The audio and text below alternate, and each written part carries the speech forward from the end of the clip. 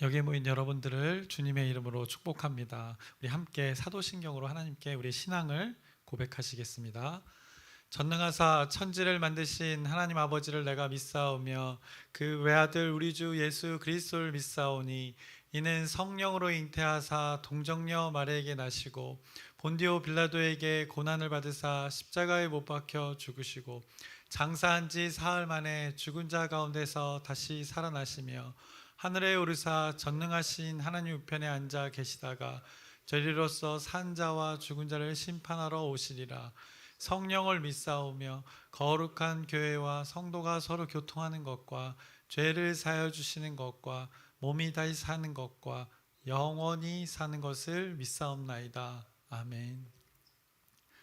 살아계신 하나님 아버지, 오늘도 우리에게 새날 새 생명 허락해 주심을 감사합니다.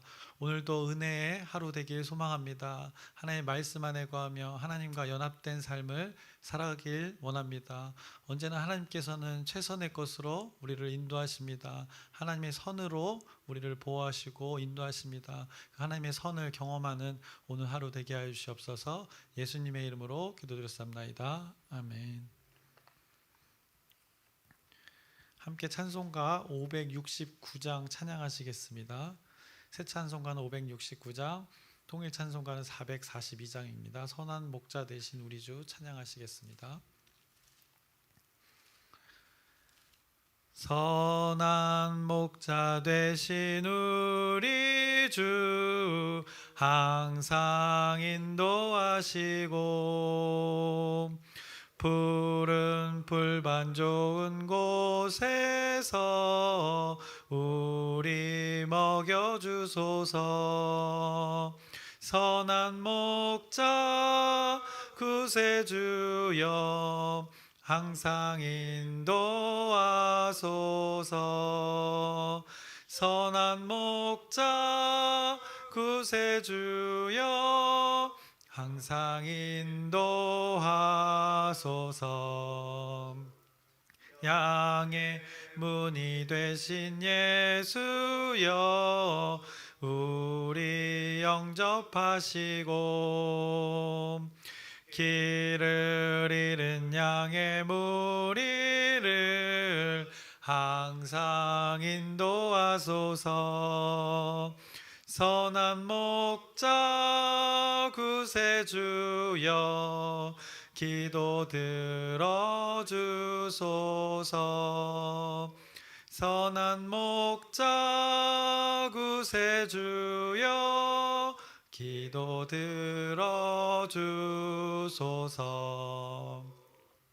흠이 많고 약한 우리를 용납하여 주시고 주의 넓고 크신 은혜로 자유 얻게 하셨네. 선한 목자 구세주여 지금 나아갑니다. 선한 목자 구세주여 지금 나아갑니다. 주의 뜻을 따라서 살아가게 하시고 주의 크신 사랑 베푸사 따라가게 하소서. 선한 목자 구세주여 항상 인도하소서. 선한 목자 구세주여 항상 인도하소서. 아멘.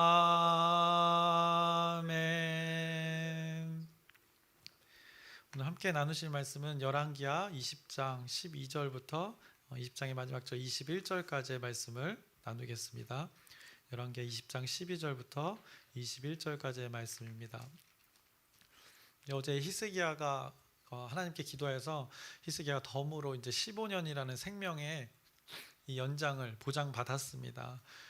그런데 여기서 생각해 볼 것이 있는데, 하나님의 응답이면 보통은 그 즉시로 하나님의 답이 우리의 현실에 적용되어서 그 결과를 얻는 것으로 우리가 보통을 생각합니다. 예를 들어서 이제 나아만 장군 같은 경우를 볼 때 하나님의 말씀에 따라서 그가 행동함을 통해서 그때 자신의 문제인 그 피부병이 즉시로 완치되는 것을 경험했습니다. 이렇게 눈에 보이는 결과를 이렇게 즉시로 얻은 것입니다. 믿음의 행위 가운데 즉시로 치유를 경험했습니다. 이 병치유라는 결과를, 최종적인 그 결과를 그가 얻었던 것입니다. 그런데 이제 히스기야의 응답은 조금 다릅니다. 그는 이제 15년의 생명 연장을 받은 그 응답을 받았습니다. 그런데 그의 기도의 응답인 생명 연장 그 15년을 15년치를 그가 한 번에 받을 수는 없는 것입니다. 그것이 좀 다르다는 것입니다. 그가 앞으로 15년을 살아봐야 그 응답의 결과물들을 얻게 되는 것입니다. 히스기야가 상처에 그 무화과 반죽을 바르고 나서 질병이 완치되는 그 결과를, 병치유의 결과를 얻기는 했으나, 그리고 15년의 그 생명이 주어진다고 선포도, 말씀도 주어졌으나 그에게 아직 완벽한 어떤 15년의 기간이라는 것은 살아봐야 알 수 있는 것임을 그가 경험하고 있는 것입니다. 병은 치유되었고 그에게 주어진 것은 유한한 삶이 이제 주어진 것입니다. 그러나 그의 생명이 이제 보통의 사람처럼 일반적인 그 생명의 길이는 아니었던 것 같습니다. 이 당장의 질병의 치료는 그가 경험했습니다. 그러나 어떻게 보면 다른 사람과 다른 점은 더 분명하고 자신이 아는 유한한 삶을 그가 살아가야 했습니다. 어쩌면 어떤 일들보다는 더 오래 살았을 수도 있습니다. 또는 어떤 일들보다는 덜 살았을 수도 있습니다. 그 캠브리지 대학 그 고고학 연구팀에 의하면 그 예수님 시대의 평균 수명이 이 40에서 50세였다고 합니다. 히스기야는 예수님보다 700년 정도 앞선 인물인데, 제가 어제 말씀을 전할 때 히스기야가 병에 걸려 죽게 된 시점을 39세로 말씀드렸습니다. 그때 나이를 한창이라고 이렇게 표현했는데, 그 나이가 한창인 것은 맞습니다. 어느 시대나 39세는 활발하게 어떤 일들을 하는 시대입니다. 그런데 당시에는 많은 질병과 이 낮은 의료 그런 지식으로 인해서 평균 수명이 40에서 50에 불과했던 것이었습니다. 대부분의 사람들이 이제 한창이라고 생각하는 나이에 많은 사람들이 이제 각종 질병으로 생을 마감했던 것입니다. 특히 당시에는 그 연구팀에 의하면 뭐 장내 기생충으로 인해서 많은 사람들이 죽었다고 합니다. 우리는 지금 1년에 그 한 알 정도만 먹으면 되는 그것을 그들은 목숨을 잃고 생명을 잃게 되는 죽음의 원인이 되었다고 합니다. 아무튼 히스기야는 39세로 이렇게 병으로 죽을 뻔했지만 하나님께서 생명 연장을 허락하셔서 15년을 더해서 54세의 나이에 생을 마감하는 것을 봅니다. 그는 어떻게 보면 평균 수명보다 어떻게 보면 조금 더 살았던 것을 볼 수 있습니다. 그가 평균 수명에 비해 조금 더 살았거나 덜 살았거나 그 시간의 양이 중요한 것이 아니라 그가 생명의 연장이라는 이 말도 안 되는 하나님의 은혜를 입었고 그에게 특별한 은혜의 시간이 그에게 특별히 주어진 것이 중요한 것입니다. 그런데 그에게는 조금 다른 시간의 개념이었을 것 같습니다. 자신에게 주어진 시간이 점점 줄어든다는 것입니다. 우리도 마찬가지지만 우리는 보통 우리 시대에는 이렇게 60, 70이 넘게 되면 어떻게 보면 이 안타까운 이야기일 수 있지만 우리는 앞으로 어떻게 보면 이 죽음으로 더 가까워지는 시간을 우리가 살고 있는 것입니다. 우리는 하루하루를 지나는 삶을 살고 있습니다. 솔직히 우리는 죽게 되는 날이 더 가까워지는 이 매일의 삶을 살고 있는 것입니다.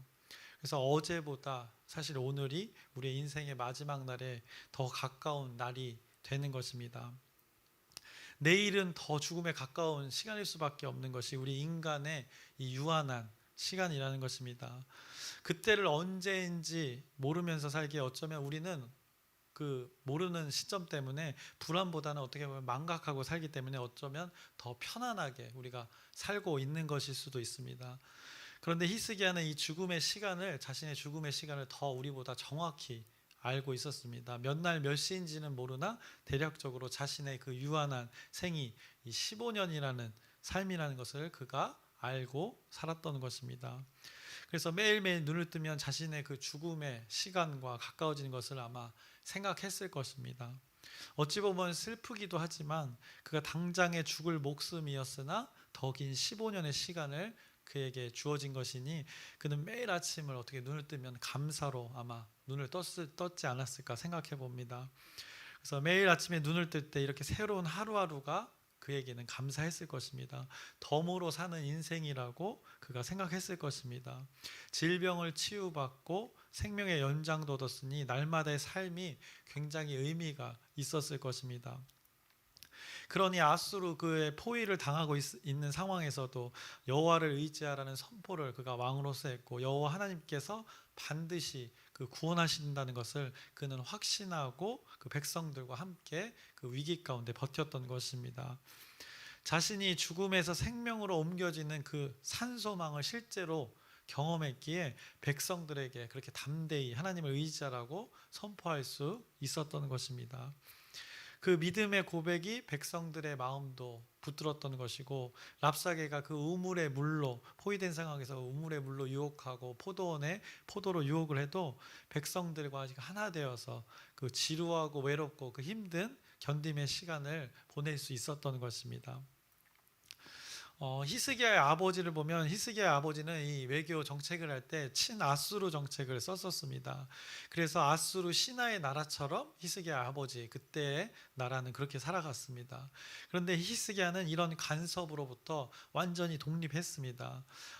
아수르의 간섭으로부터 자주국가로서의 그 통치를 그 히스기야가 했던 것입니다. 자주국가로서의 그 통치의 히스기야의 방법은 다른 나라 애굽을 의지한다던가 아니면 바벨론을 의지한다던가 이런 세상의 방법이 아니었음을 우리가 성경을 통해서 확인했습니다. 그가 행했던 통치의 방법은 바로 하나님의 말씀, 그 말씀이 기준이 되어서 그 나라를 개혁했던 것입니다. 이방의 그 통치 방법을 따라서 이방의 가치관으로 나라를 다스리는 것이 아니라 하나님의 주신 그 말씀의 가치관으로 이 남유다를 개혁했던 것입니다. 그러니 아수르 입장에서 볼 때는 뿔이 날 수밖에 없는 것입니다. 그래서 그렇게나 남유다를 괴롭혔던 것입니다. 히스기야 때 그렇게 침략해서 그 남유다를 괴롭혔던 것입니다. 그 괴롭힘 가운데 히스기야는 하나님의 말씀으로 이 나라를 세웠고 하나님의 백성들을 다스렸던 것입니다. 그래서 솔로몬 이후로 한 번도 해결되지 않았던 그 문제, 그 산당을 제거하는 일들을 히스기야가 할 수 있었던 것입니다. 히스기야가 그런 삶을 살아온 결과로 그의 기도 가운데 하나님의 열심이 있었지 않았나 생각해 봅니다. 그래서 우리가 자식을 키울 때처럼 부모의 훈육 가운데 그 아이의 행동이 결코 우리에게 만족이 되지는 않습니다. 그러나 부모가 그 아이의 노력을 보고 물심양면으로 우리가 자원하는 그 마음과 동일한 마음이 하나님의 마음이 아니었을까 생각해 봅니다. 이런 히스기야가 생명 연장의 삶을 살던 어느 때였습니다. 그 바벨론의 신하가 히스기야를 찾아오게 됩니다. 그 장면이 이제 오늘 본문 20장 12절에 나오고 있는 것입니다. 이 앞서 본문과의 이제 시간에 간격이 있는 것입니다. 오늘 20장 12절의 말씀을 보시면 그때 발라단의 아들 바벨론의 왕 브로닥 발라단이 히스기야가 병들었다함을 듣고 편지와 예물을 그에게 보낸지라라고 말씀합니다. 병들었다함을 듣고라고 이렇게 말씀하고 있습니다. 그래서 이 표현 때문에 이때가 치유를 받기 전인가라고 생각할 수 있는데 이것의 이야기를 동일하게 이사야의 말씀에도 하고 있습니다. 그래서 이사야 39장 1절의 말씀을 보시면 그때 발라단의 아들 바벨론 왕 무로닥 발라단이 히스기야가 병들었다가 나았다함을 듣고 히스기야에게 글과 예물을 보낸지라라고 이렇게 더 자세하게 알려줍니다. 그래서 병들었다가 나음을 받은 후의 일을 말하고 있습니다. 그때라는 것은 이때입니다. 히스기야가 회복이 된 후에 이런 어떻게 보면 축하 메시지였던 것 같습니다. 그래서 편지와 더불어서 예물을 보낸 것입니다. 병의 회복을 축하하는 것도 있지만 세상의 나라가 그렇듯 다른 의도가 있었던 것입니다. 화친을 맺기 위한 것이었습니다. 지금 이때 돌아가는 나라의 정세가 이제 아수르의 강력한 영향력으로 주변의 나라에 그 영향력을 미치고 있을 때 이 바벨론이라는 나라, 이 나라가 자신의 세력을 키우기 위해서 지금 어떻게든 아수르를 견제하기 위해서 지금 남유다를 찾아와서 어떻게 보면 정치적인 외교를 하고 있었던 것입니다. 아수르가 대패를 하고 돌아간 그때, 그리고 병으로부터 히스기야가 회복된 그때에 바벨론이 틈을 타서 이용하기 위해서 히스기야를 찾아온 것입니다. 이때 히스기야가 이런 행동을 했습니다. 13절의 말씀을 보시면 히스기야가 사자들의 말을 듣고 자기 보물고의 금은과 향품과 보배로운 기름과 그의 군기고와 창고의 모든 것을 다 사자들에게 보였는데 왕궁과 그의 나라 안에 있는 모든 것 중에서 히스기야가 그에게 보이지 아니한 것이 없더라라고 이렇게 말씀합니다. 자신이 소유하고 있는 모든 것을 그 신하들에게, 바벨론의 신하들에게 보여준 것입니다. 한마디로 이렇게 자랑질을 한 것입니다. 강력한 아수르를 무찌르고 생명도 연장되고 내가 이 남유다의 왕이다. 자 봐라, 내 금고의 금과 은과 향품과 기름과 무기들을 다 봐라. 내가 이 정도다라고 지금 바벨론 신하에게 자랑질을 한 것입니다. 그래서 어제 말씀과는 이 분위기가 한껏 다른 분위기입니다. 그래서 히스기야가 바벨론 신하에게 자신을 드러낸 것입니다. 성경은 이 히스기야의 자랑질에 대해서 길게 이야기하지도 않습니다. 바로 하나님의 선지자 이사야의 말로 오늘 본문이 이어집니다. 14절을 보시면 선지자 이사야가 히스기야 왕에게 나와 그에게 이르되 이 사람들이 무슨 말을 하였으며 어디서부터 왕에게 왔나이까. 히스기야가 이르되 먼 지방 바벨론에서 왔나이다 하니 하면서 하나님의 선지자가 이상한 느낌을 채고 와서 질문하였습니다. 계속해서 15절입니다. 이사야가 이르되 그들이 왕궁에서 무엇을 보았나이까 하니 히스기야가 대답하되 내 궁에 있는 것을 그들이 다 보았나니 나의 창고에서 하나도 보이지 아니한 것이 없나이다 하더라라고 이렇게 대답을 합니다. 자신의 일들을 그대로 고백을 합니다. 그랬더니 하나님의 말씀이 이사야에게 임했습니다. 그 순간에 그것을 16절부터 17절에 말씀합니다. 이사야가 히스기야에게 이르되 여호와의 말씀을 들으소서.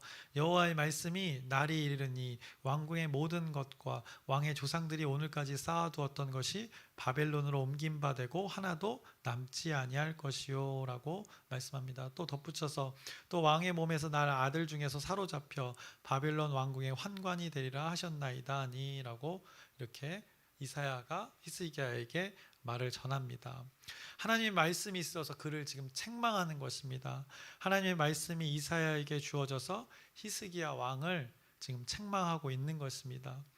히스기야가 바벨론의 그 신하 앞에 보여주고 내세웠던 것, 눈에 보이는 그 안목의 정욕이었던 것이라는 것입니다. 내가 소유한 것이 바로 이 엄청난 재물이라고, 내가 가지고 있는 권력이 이 정도라고 이생의 자랑을 히스기야가 드러냈던 것입니다. 그것에 하나님의 말씀이 이렇게 떨어진 것입니다. 이 9절과 9절 사이에는 그 행간이 존재합니다. 그래서 많은 것이 생략되어 있으라 생각됩니다. 근데 성경은 핵심만 이렇게 쭉쭉 나열하고 있습니다.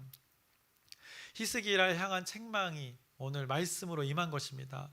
바벨론 신하 앞에서 자랑질을 한 것을 성경이 언급합니다. 자신이 주인이 되어서 자신을 드러냈던 것, 그것을 지금 언급하고 있습니다. 그 가운데 히스기야의 누리지 못한, 절제하지 못한 그 본성을 지금 성경이 언급하고 있습니다. 이것이 사람의 본질이라는 것입니다. 모세의 계명을 지키며 누구도 하지 못했던 개혁을 했던 히스기야, 이 솔로몬이 산당에서 그 우상을 섬긴 이후로 늘 북쪽과 이 남쪽의 발목을 잡았던 그 산당, 그것을 제거하는 놀라운 의지와 그 결의가 있었던 히스기야, 그리고 모세의 노뱀을 섬기던 그 우상 숭배까지도 제거했던 이 히스기야가 어떻게 보면 분명한 하나님의 말씀의 기준으로 나라를 다스렸었습니다. 그리고 하나님의 열심이 작용되어서 지구가 움직이기도 했습니다. 그것으로 여호와 하나님의 이름이 온 만방에 알려지기도 했습니다. 죽음에서 생명을 얻게 되는 생명 연장의 체험도 했던 그가 오늘 바벨론 신하가 예물을 들고 온 것을 보고 그를 대할 때 어느샌가 달라진 그의 모습을 성경이 지금 말하고 있는 것입니다. 그때 이사야 선지자를 통해서 하나님께서 지금 히스기야를 책망하신 것입니다. 너가 보여줬던 모든 것들이 바벨론으로 옮긴 바 된다는 것입니다. 바벨론에게 빼앗기게 된다고 오늘 하나님의 말씀이 떨어졌습니다. 하나도 남지 않게 된다고 말씀합니다. 또 아들을 낳게 될 텐데 그 아들이 사로잡혀서 바벨론의 왕궁에 가서 그 환관 내시가 될 것이라고 오늘 하나님의 말씀이 임하였습니다. 그래서 끔찍한 남유다의 멸망을 지금 말하고 있는 것입니다. 이것이 히스기야를 통한 하나님의 책망의 말씀이었던 것입니다. 그래서 히스기야를 향한 이 하나님의 책망은 이렇게 끔찍하고 엄청나고 무섭고 무거운 것이었습니다. 이때 히스기야는 이렇게 답을 했습니다. 19절의 말씀을 보시면 히스기야가 이사야에게 이르되 당신이 전한 바 여호와의 말씀이 선하니이다 하고 또 이르되 만일 내가 사는 날에 태평과 진실이 있을진데 어찌 선하지 아니하리요 하니라 라고 이렇게 대답을 합니다. 그리고 이후에는 히스기야의 일반적인 역사의 일들을 언급하고 이제 그의 죽음을 말하면서 히스기야의 삶에 대해서 이제 열왕기에서 마지막을 내립니다. 그의 삶의 그 일반적인 역사도 20절에서 21절의 말씀을 보시면 히스기야의 남은 사적과 그의 모든 업적과 저수지와 수도를 만들어 물을 성 안으로 끌어들인 일은 유다 왕 역대지략에 기록되지 아니하였느냐. 히스기야가 그의 조상들과 함께 자고 그의 아들 므낫세가 대신하여 왕이 되니라. 그가 예루살렘 성이 산지에 있는데 그 안에 물이 귀했는데 그 수도를 내서 지하로 해서 물을 끌어들인 것, 이것은 일반 역사에서 칭찬할 일인데 성경은 그 관심 없다는 것입니다. 앞서 말했던 것이 하나님의 관심사였다는 것입니다. 중요한 것은 이제 19절의 말씀입니다. 히스기야가 이사야에게 이르되 당신이 전한 바 여호와의 말씀이 선하니이다 하고 또 이르되 만일 내가 사는 날에 태평과 진실이 있을진데 어찌 선하지 아니하리요 하니라 라고 이렇게 히스기야가 책망 가운데 이렇게 대답했던 것입니다. 너가 가진 것 모두를 바벨론에게 뺏길 거야. 그리고 너가 아들을 낳고 그 아들이 바벨론으로 끌려가서 내시가 될 거야. 이것이 하나님의 말씀이었습니다. 그 히스기야가 자랑했던 것에 대한 징계가 바로 이것이었다고 말씀합니다. 그런데 그것에 19절의 말로 히스기야가 대답했던 것입니다. 하나님의 말씀은 선합니다라고 이렇게 대답했습니다. 내가 사는 날 동안은 괜찮은 거네요. 다행히도 태평과 진실이 제가 살아있는 동안에는 있는 겁니다라고. 그러니 그것은 선한 뜻이 맞습니다 라고 이렇게 말한 것이 아니라 18절과 이 19절 사이에는 시간적인 갭이 있는 것입니다. 히스기야의 교만과 이 히스기야의 책망의 말씀과 그리고 이 오늘 19절의 말씀 사이에는 많은 숙고의 시간, 고민의 시간이 히스기야의 삶 가운데 있었던 것입니다. 이 19절의 말씀은 하나님의 그 말씀 가운데 자신의 때에는 평안이 있어서 안전하다는 선하다는 얘기가 아니라 지금 그가 이 하나님의 말씀의 징계 가운데 넙죽 엎드려서 이 하나님의 징계를 겸허히 받아들이는 그 모습을 성경이 말씀하고 있는 것입니다. 앞선 하나님의 그 징계와 책망의 말씀에 자신을 돌아보고 하나님의 말씀은 모든 것이 이 선하다고 말하는 그 히스기야의 모습을 보게 되는 것입니다. 그래서 자신의 실수와 교만으로 바벨론 신하에게 했던 자신의 행동이 경거망동했었음을 인정하는 오늘 19절의 말씀이 되는 것입니다. 그래서 자신이 살아있는 동안에는 태평과 진실이 있는 것이 선하다고 이렇게 표현했는데 이것은 하나님의 백성들에게는 그나마 그 시간이 복이 된다는 그것을 말하고 있는 것입니다. 그가 하나님께 벽을 보고 통곡하며 기도했을 때도 그가 생각했던 대상은 히스기야가 생각했던 대상은 바로 하나님의 백성들이었습니다. 하나님의 자녀들이었습니다. 하나님의 백성들을 위해 그가 그렇게 기도했었습니다. 그래서 아주 이례적인 특이한 일들로 하나님의 초자연적인 그 신비의 일로 그렇게 하나님께서 열심을 내셨던 것입니다. 하나님의 자녀들의 일에 하나님은 이렇게 무척이나 관심이 많으신 것입니다. 그것에 히스기야는 기가 막히게 잘 알고 있었던 것입니다. 하나님의 관심사를 너무나 잘 알고 있었던 것입니다. 그래서 그가 그 하나님의 백성들을 올바른 길로 인도하기 위해서 그렇게 개혁을 했었던 것입니다. 그래서 히스기야를 성경이 처음 언급할 때 이런 평가를 했었습니다. 열왕기하 18장 3절의 말씀을 보시면 히스기야가 그의 조상 다윗의 모든 행위와 같이 여호와께서 보시기에 정직하게 행하여라고 이렇게 하나님의 놀라운 평가가 있었습니다. 그런데 오늘 이 히스기야의 모습 보시면 이렇게 개혁을 하면서 잘 살았던 때가 있었습니다. 그런데 바벨론 신하가 와서 그 자신의 욕망을 드러내고 자신의 그 교만을 드러내고 자신이 주인 되었던 것을 보게 됩니다. 그리고 나서 그 하나님께서 책망하시고 그 이후에 자신의 모습을 보게 되고 하나님은 선하시다라는 이 고백을 하는 모습 속에서 히스기야의 이 모습에서 이 다윗의 모습이 떠오르지 않습니까?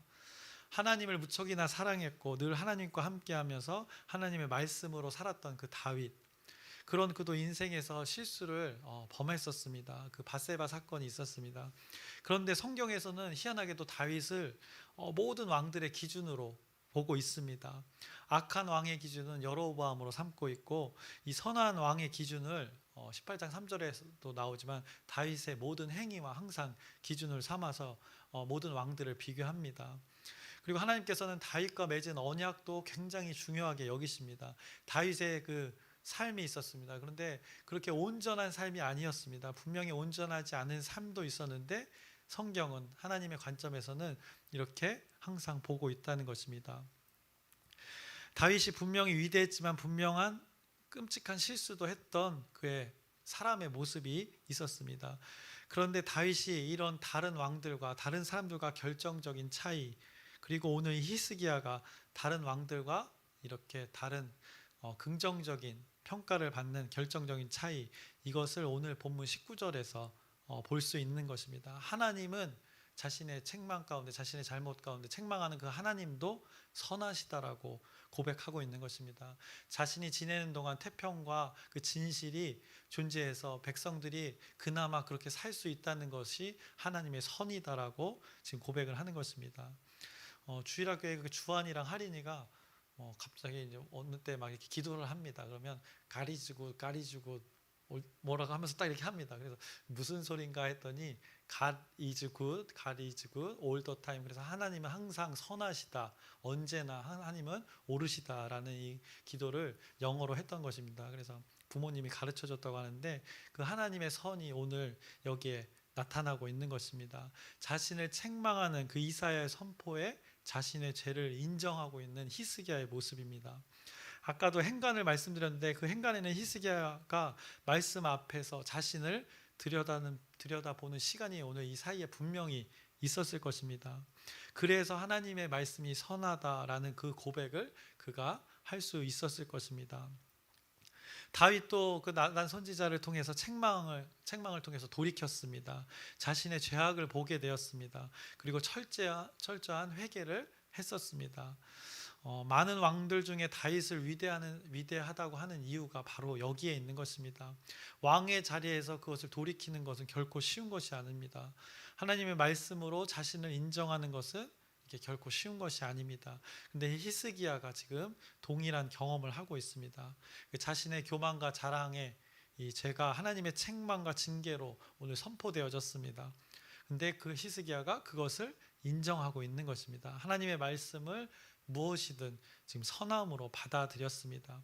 그것을 성경이 히스기야를 향해서 일찍이 히스기야를 소개할 때 먼저 18장 3절에 그렇게 여호와 보시기에 정직히 행하였다고 성경이 말씀하는 것입니다.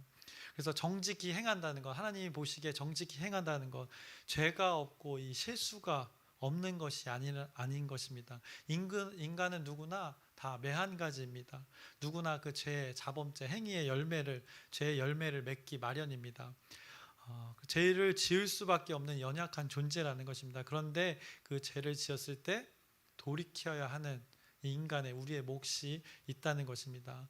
많은 왕들이 그 죄를 알지도 못했을 뿐더러 알고도 돌이키지 않았다는 것이 죄악이었다고 성경은 말하는 것입니다. 그 죄가 주는 유익과 달콤함이 있어서 그것을 늘 붙들었다고, 그것이 죄악이라고 성경이 말씀하는 것입니다. 그래서 우리가 죄를 생각해 볼 때 하나님께서는 이 죄를 돌이킬 때 항상 용서해 주십니다. 그래서 우리가 돌이킬 수 있는 것입니다. 그런데 죄에는 이 값이 있다는 것을 여러분들이 분명히 기억하시길 바랍니다. 그래서 죄를 짓지 말라는 이유가 죄의 값이 있기 때문입니다. 이 자범죄는, 행위의 열매는 분명히 값을 치릅니다. 근데 히스기야는 그 자신의 죄를 인정했습니다. 자신의 죄를 인정하고 그 징계가 선포되었음에도 그것이 하나님 앞에 선하다고 고백하는 모습을 보게 됩니다. 그래서 자신이 자랑으로 삼았던 것을 모두 빼앗기고 자신의 아들도 바벨론에 끌려가서 내시로 살게 될 것을 선고한 상태에서, 이 끔찍한 선고의 상태에서도 히스기야는 여호와의 말씀이 선하니이다라고 오늘 19절에 말씀하고 있는 것입니다. 이것이 여호와 보시기에 정직한 그 18장 3절의 평가였던 것입니다. 자신의 죄를 인정하고 뉘우치는 것, 하나님 말씀으로 자신을 깨달아 구별되어져 가는 것, 하나님께서는 이것을 정직이라고 말하는 것입니다. 사람의 정직의 개념과 다른 것입니다. 죄를 안 지면 얼마나 좋겠으나 하나님은 우리가 그런 존재인 것을 너무나 잘 아십니다. 죄를 짓지 않는 것이 최선이고, 죄를 지면 값을 치르고 인정하고 돌이키는 것, 이것이 중요하다는 것입니다. 그래서 다윗과 더불어서 히스기야가 이스라엘 많은 왕들 중에서 선한 왕, 여호와 보시기에 정직히 행했다는 평가를 받은 이유가 오늘 여기에 있는 것입니다. 그래서 하나님께서 무엇을 하셔도 선하시다는 이 히스기야의 고백을 보게 됩니다. 여러분의 삶의 고백이 이러했으면 좋겠습니다. 하나님은 언제나 선하시다. 그의 결정과 그의 판단, 우리에게 주어진 이 모든 이 상황에서 하나님께서 관여하고 계신다면 우리가 그것을 인정하고 이 환경에서 하나님의 존재와 어떻게든 친밀의 교제를 가지려는 여러분들이 몸부림을 치셨으면 좋겠습니다. 그 몸부림이 하나님의 말씀의 기준에 이 히스기야의 개혁처럼 우리의 목장 가운데, 우리의 공동체 가운데, 여러분의 가정 가운데, 여러분의 개인의 삶 가운데 분리들이 일어나기를 주님의 이름으로 축원합니다. 기도하겠습니다. 살아계신 하나님 아버지, 히스기야가 어느새 그 생명 연장에 하나님의 은혜에도 불구하고 또 하나님의 구원에도 불구하고 자신이 주인 되어져서 자신을 드러냈던 때가 있습니다. 그 가운데 하나님께서 어김없이 말씀으로 깨우쳐 주셨습니다. 그때 히스기야가 잘했던 것은 하나님의 말씀으로 돌이킴이었습니다. 하나님은 언제나 선하시다고 고백하는 그 히스기야의 믿음의 고백을 보게 됩니다. 그것이 하나님 눈에 보기에 정직히 행하였다 말씀합니다. 우리도 이런 삶을 살기 원합니다. 우리가 사람의 모습으로 살아갑니다. 연약하여서 하나님의 말씀에서 벗어날 때도 있지만 다시금 하나님의 말씀의 기준으로, 그 하나님의 말씀의 기준으로 살아가게 하여 주시옵소서. 그 말씀을 언제나 기억하면서, 하나님의 마음을 기억하면서 하나님과의 그 친밀한 교제 속에 연합된 삶을 살아가게 하여 주시옵소서. 그 하나님의 놀라우신 은혜, 여전히 언제나 그 선하신 하나님을 의지하며 우리 공동체, 우리 모두가 살아가게 하여 주시옵소서. 예수님의 이름으로 기도드렸사옵나이다. 아멘. 하늘에 계신 우리 아버지여, 이름이 거룩히 여김을 받으시오며 나라의 마옵시며 뜻이 하늘에서 이루어진 것 같이 땅에서도 이루어지이다. 오늘날 우리에게 일용할 양식을 주옵시고 우리가 우리에게 죄 지은 자를 사하여 준 것 같이 우리의 죄를 사하여 주옵시고 우리를 시험에 들게 하지 마옵시며 다만 악에서 구하옵소서. 나라와 권세와 영광이 아버지께 영원히 있사옵나이다. 아멘. 기도 제목 나누고 함께 기도하겠습니다. 짧게 나누겠습니다. 우리 8월 15일 날 전교인 수련회가 있습니다. 우리 소통하고 친밀한 교제의 시간인데 그 시간을 통해서 우리가 서로가 가까워지고 또 하나님의 사랑을 경험하는 시간 될 수 있도록 여러분의 기도 부탁드립니다. 그리고 아프신 분들이 있습니다. 마음과 몸에 하나님의 치유가 있을 수 있도록 여러분의 계속된 기도 부탁드립니다. 그리고 오늘 말씀을 붙들고 또 하나님의 은혜 가운데 거하기를 원합니다. 하나님은 언제나 우리를 선으로 인도하십니다.